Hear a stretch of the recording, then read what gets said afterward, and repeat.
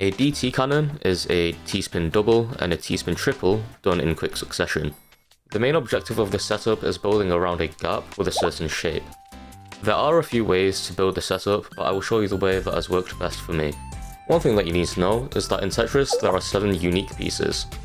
And in modern Tetris, it will cycle through each one of these pieces without repeating, and then once the pool has been exhausted, it will cycle through these pieces again. With that knowledge, we can always predict a way that we can build a setup. So the first step is building the bottom layer. I start off with the orange L piece, and I place it 3 blocks from the left. Now I have a purple T piece and a red Z piece, and I usually put them to the very right. Now for this to actually work, I need the square at the bottom left.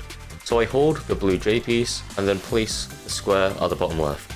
Afterwards, I place the green S piece on top of the orange piece, and then I rotate the J piece and place it on top of the square. Now for the next part of the setup, it's kind of complicated because there are multiple ways of doing it, but all you need to know is that you need this specific shape, and as long as you build clean around it, then you're good to go. Once you have this gap, you want to have 2 T pieces, 1 T piece held and 1 T piece falling. Now with the falling T piece, move it to the very left, rotate it counterclockwise once, rotate it counterclockwise again so that it gets past the blue piece, and then once it hits the bottom, rotate it counterclockwise once more so that you perform a T-spin double. Once you've done this, take out your held piece, move it to the left, counterclockwise once, and then counterclockwise again to perform the T-spin triple.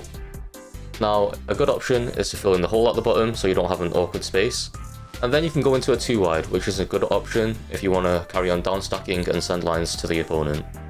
I know this tutorial might be a bit complicated for beginners, but if you want to practice, I'd suggest starting off with learning how to T-spin and learning how to stack efficiently. Hope that helps.